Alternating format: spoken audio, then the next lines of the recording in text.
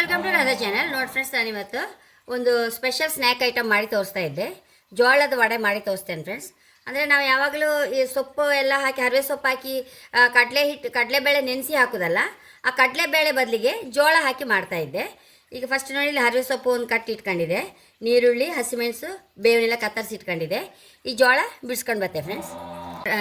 ಇದು ಜೋಳ ಬಿಡಿಸಿ ಇಟ್ಕೊಂಡಿದೆ ಒಂದು ಅರ್ಧ. ನೋಡಿ, ಹರಿವೆ ಸೊಪ್ಪು ಸಣ್ಣ ಕತ್ತರಿಸ್ಕೊಂಡು ಬತ್ತೆ ಫ್ರೆಂಡ್ಸ್. ಮಿಕ್ಸಲ್ಲಿ ಕೋರ್ಸಾಗಿ ಹರ್ಕೊಂಡು ಬಂದೆ. ಇದನ್ನು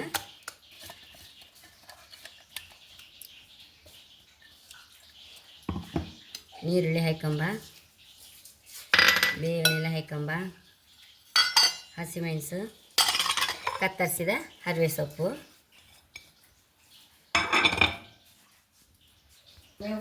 ನೋಡಿ ಫ್ರೆಂಡ್ಸ್, ಒಂಚೂರು ಬೈಂಡಿಂಗ್ಗೆ ಅಕ್ಕಿ ಹಿಟ್ಟು ಹಾಕ್ತಾಯಿದ್ದೆ. ಒಂದು ಸ್ವಲ್ಪ ಎಲ್ಲ ಕಲಿಸ್ಕೊಪ್ಪ ಒಂದ್ಸಲ.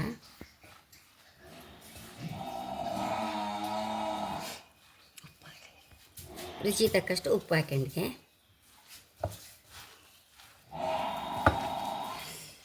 ನೋಡಿ, ಒಂದು ಅರ್ಧ ಜೋಳದಲ್ಲೇ ಇಷ್ಟಪ್ಪ ಆಯಿತು. ಸುಮಾರು ಒಂದು 10-15 ಬೋಂಡಾ ಶೇಪಲ್ಲಿ ಬೇಕಾದ್ರೆ ವಡೆ ಶೇಪಲ್ಲಿ ವಡೆ ಮಾಡ್ಕೊಳ್ಬೋದು. ಹೀಗೆ ಚೆಕ್ ಮಾಡಿ ಹಿಂಗೆ ಹಾಕೊಂಡಷ್ಟೆ.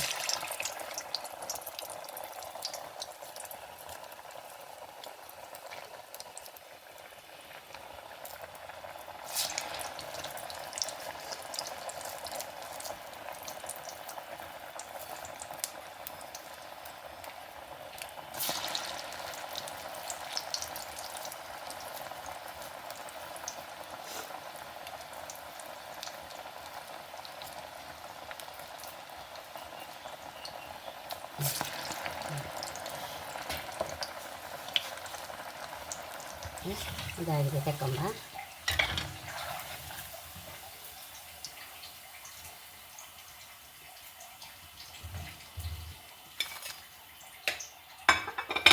ನೋಡಿ ಫ್ರೆಂಡ್ಸ್, ಇದರಲ್ಲಿ ಇರೋದೆಲ್ಲ ಹೆಲ್ದಿ ಐಟಮ್ಸೇ. ಹರಿವೆ ಸೊಪ್ಪು, ಕಡಲೆಬೇಳೆ ಅದೆಲ್ಲ ನೆನೆಸ್ಬೇಕು, ಎಲ್ಲ ಮಾಡಬೇಕು, ಏನು ಬೇಡ.